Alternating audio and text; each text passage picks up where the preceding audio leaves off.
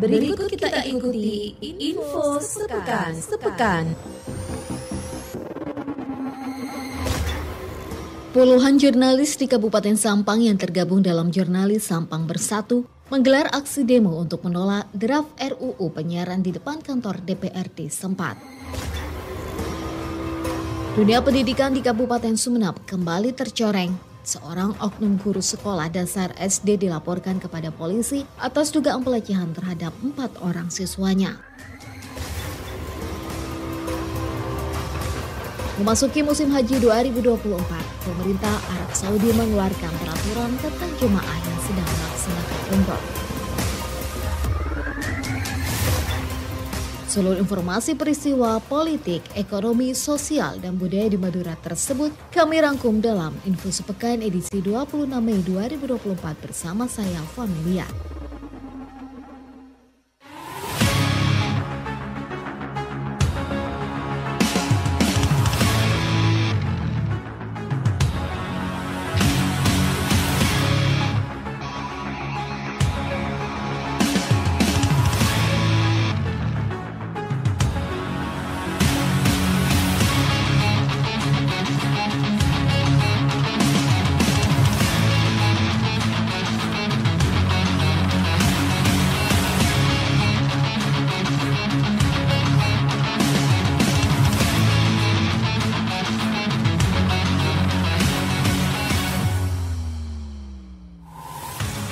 Puluhan jurnalis di Kabupaten Sampang yang tergabung dalam Jurnalis Sampang Bersatu menggelar aksi demo untuk menolak draft RUU penyiaran di depan kantor DPRD setempat. Salah satu Korlap Kamaludin Harun menegaskan menolak adanya revisi Undang-Undang Nomor 32 Tahun 2002 tentang penyiaran. Penyelesaian sengketa jurnalistik tetap dilaksanakan oleh Dewan Pers, bukan kepada Komisi Penyiaran Indonesia. Pihaknya berharap DPRD melanjutkan aspirasi para jurnalis ke DPR RI. Aksi ini kami lakukan sebagai salah satu sikap mengkritisi rancangan undang-undang penyiaran yang kami nilai tidak berpihak kepada pers dan mengancam kebebasan pers. Menanggapi itu, anggota Komisi 2 DPRD Sampang Agus Husnul Yakin berjanji akan meneruskan tuntutan para jurnalis Sampang. Saat ini dirinya berencana berkoordinasi dengan pimpinan untuk memperjuangkan aspirasi para pendemo. Tidak hanya di Kabupaten Sampang, penolakan RUU penyiaran juga dilakukan oleh Ikatan Jurnalis Televisi Indonesia IJTI Korda Madura Raya Pokja Bangkalan. IJTI Korda Madura Raya Pokja Bangkalan membentangkan sejumlah banner yang berisi penolakan di pintu masuk jembatan Suramadu sisi Bangkalan Madura.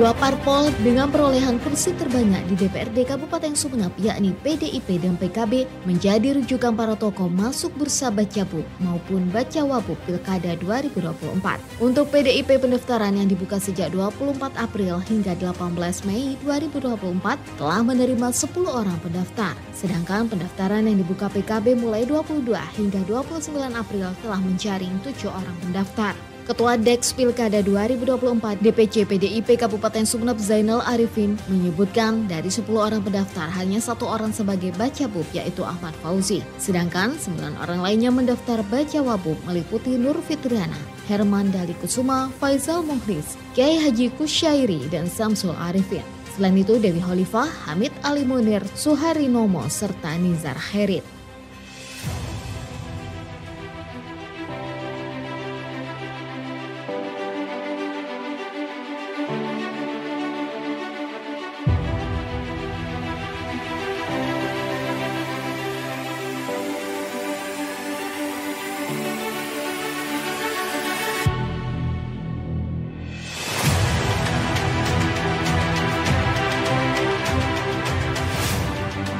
Badan Pengawas Pemilu Bawaslu Sumeneb melantik Panitia Pengawas Pemilu Kecamatan Panwascam se-Kabupaten setempat. Pengambilan sumpah jabatan itu dilaksanakan di Ballroom Hotel Kabera Sumeneb. Ketua Bawaslu Sumeneb Ahmad Zubaidi mengungkapkan ada beberapa hal yang perlu menjadi perhatian Panwascam, khususnya dalam mengawasi pelaksanaan tahapan pemilihan kepala daerah Pilkada 2024. Dirinya menekankan agar Panwascam memahami tugas dan wewenangnya secara komprehensif, tentunya dengan mengacu pada aturan atau regulasi yang menjadi landasan hukum dalam pelaksanaan pilkada serentak kali ini. Menurutnya dalam pelaksanaan pilkada serentak tahun ini jelas berbeda dengan pelaksanaan pemilu pada Februari yang lalu. Perbedaan itu salah satunya terletak pada norma-norma atau aturan teknis yang harus dilaksanakan. Selain ditekankan agar segera mempelajari regulasi, anggota Panwascam di Sumeneb yang baru dilantik ini juga didorong untuk secepatnya melakukan konsolidasi, mulai dari jajaran internal hingga konsolidasi dengan berbagai pihak eksternal.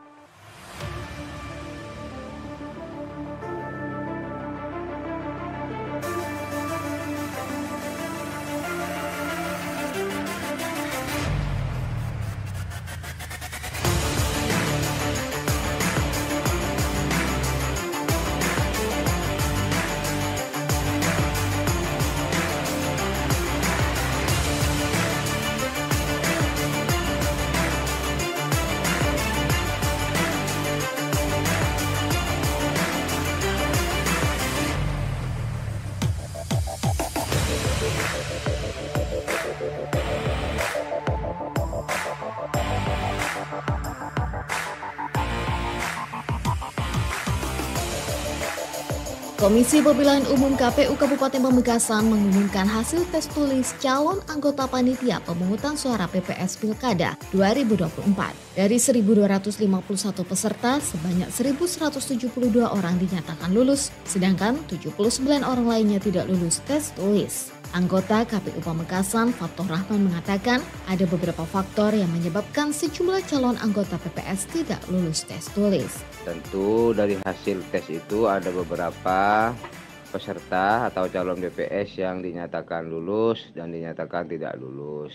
Yang tidak lulus itu banyak faktornya. Pertama, dari sisi hasil tes yang bersangkutan nilainya di bawah standar, karena memang masing-masing desa itu kami dari KPU Kabupaten Pamekasan mengambil 9 tertinggi dari hasil tes. Ada juga beberapa memang yang tidak lulus itu karena memang tidak hadir pada saat pelaksanaan tes tulis.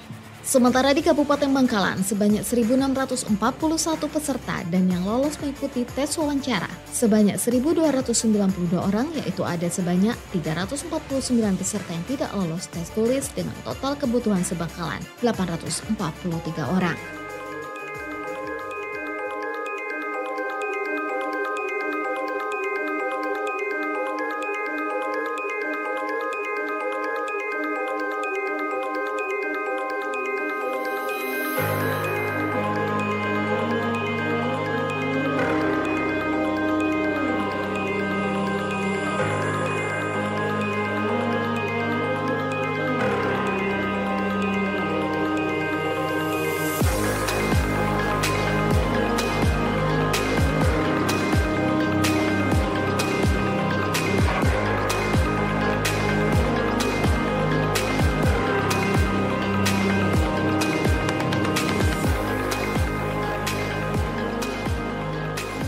Dunia pendidikan di Kabupaten Sumeneb kembali tercoreng. Seorang oknum guru sekolah dasar SD dilaporkan kepada polisi atas dugaan pelecehan terhadap 4 orang siswanya. Kasih-Humas Polres Sumeneb AKP Widiarti saat dikonfirmasi membenarkan adanya laporan tersebut. Jelaskan dari 4 korban hanya 3 orang yang diproses sebab 1 diantaranya melakukan pencabutan laporan. AKP Widiarti menyatakan pihaknya akan menuntaskan kasus dugaan pelecehan kepada siswa dan saat ini polisi masih melakukan pemeriksaan kepada para korban sebelum dilanjutkan gelar perkara. Tinggal 3 untuk pelapornya, tinggal 3. Dan semua hari ini dikebut untuk korban itu diperiksa. Habis selesai diperiksa ini nanti besok lusanya dilakukan gelar perkara. Nanti kalau sudah ada peningkatan status dan ada penetapan tersangka, kan melalui hasil gelar perkara itu. Tidak hanya di Kabupaten Sumeneb, kekerasan seksual terhadap anak di bawah umur juga terjadi di Kabupaten Pamekasan. Kekerasan seksual itu dilakukan oleh seorang kakek berinisial M, 74 tahun, dan saat ini tersangka telah ditangkap oleh polisi.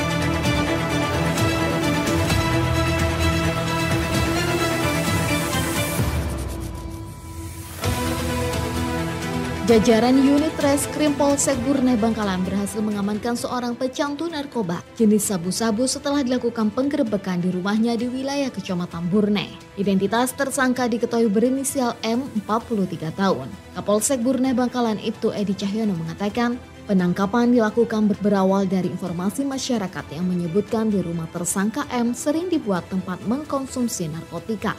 Dan setelah dilakukan penyelidikan, langsung dilakukan penggerebekan, namun tersangka keluar rumah melewati pintu belakang melarikan diri ke semak-semak. Namun setelah dilakukan pengejaran, dikatakan Edi berhasil ditangkap melanjutkan penggeledahan badan dan rumah. Dengan mengamankan 2 buah plastik klip kecil yang diduga berisi narkotika jenis sabu, 1 buah serangkaian alat hisap sabu berupa bong yang terbuat dari botol plastik ukuran sedang, 1 buah pipet yang terbuat dari kaca, terdapat sisa kerak sabu.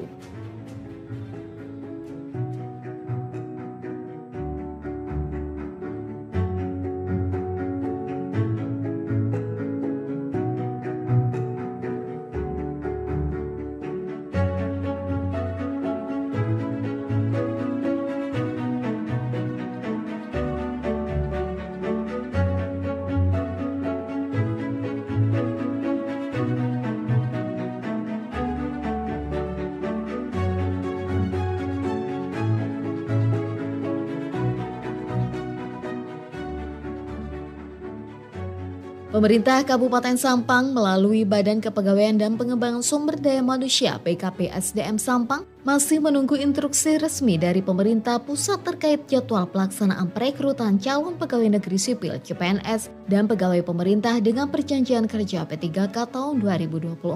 Hal tersebut disampaikan Kepala BKP SDM Sampang Arif Lukman Hidayat. Menurutnya saat ini pihaknya sedang menunggu arahan atau keputusan resmi dari Kementerian Pendayagunaan Aparatur Negara dan Reformasi Birokrasi terkait jumlah kuota CPNS dan P3K di Sampang dan jadwal perekrutan.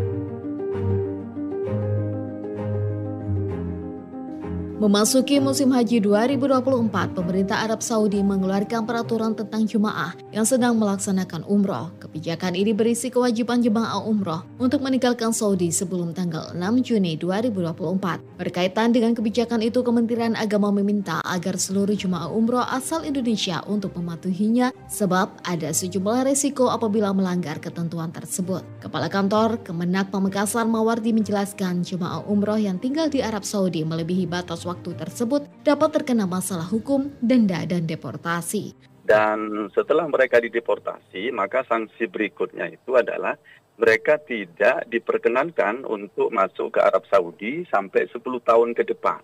Di samping denda berupa finansial yang besarannya itu, mohon maaf kami tidak paham secara aturan, ini kebijakan pemerintah Arab Saudi dan setiap tahunnya itu kadang berubah-ubah. Sementara itu, Ketua Kelompok Bimbingan Ibadah Haji dan Umroh Altof Bangkalan Imam Tahmidillah menyambut baik kebijakan itu demi keamanan dan kenyamanan pelaksanaan ibadah haji. Pelaksanaan ibadah umroh akan mulai dibuka kembali setelah musim haji atau 1 Muharram 1445 Hijriah.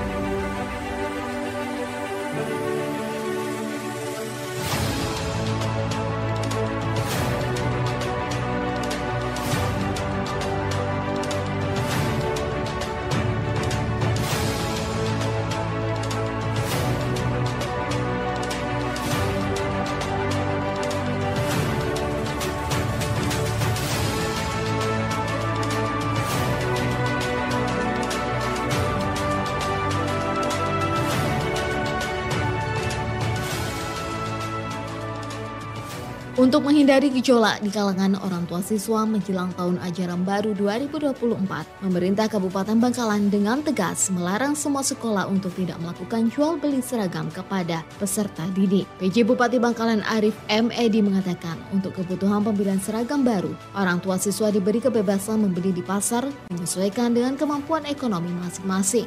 Menurut Arif, berdasarkan pengalaman tahun-tahun sebelumnya adanya sekolah yang mengkoordinir pembelian seragam menjadi gejolak dengan harga yang ditetapkan karena tidak semua orang tua siswa mampu membelinya.